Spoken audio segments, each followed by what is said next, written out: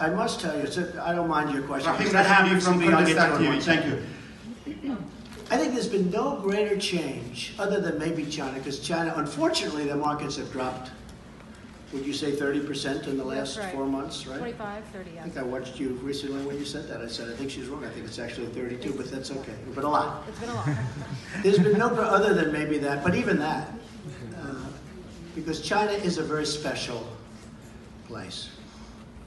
And Iran is a very special place. But I think there's been no country that's changed so much as Iran.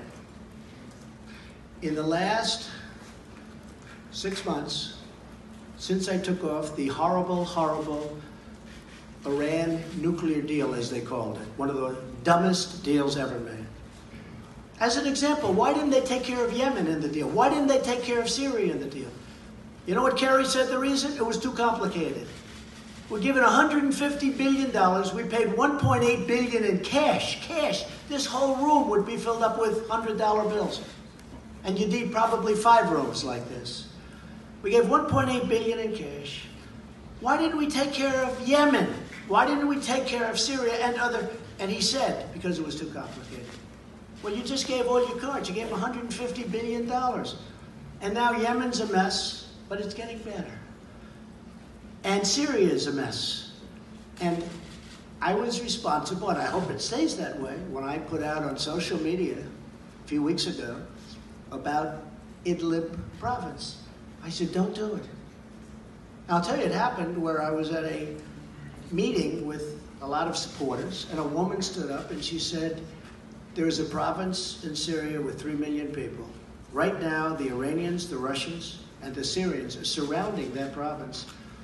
And they're going to kill my sister, and they're going to kill millions of people in order to get rid of 25,000 or 35,000 terrorists, or enemies of theirs, but I think we can call them terrorists. And I said, that's not going to happen. I didn't hear of Idlib province.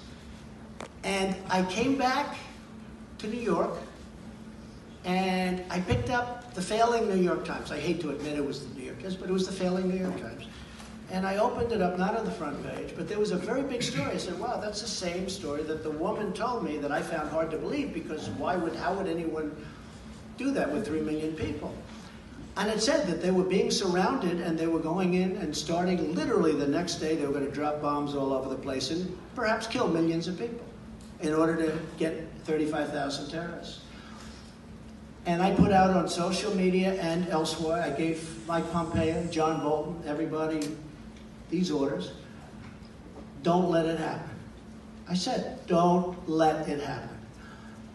That doesn't mean they can't be selective. They can't be, go in and they've got to do what they've got to do with terrorists, assume the terrorists, but don't kill.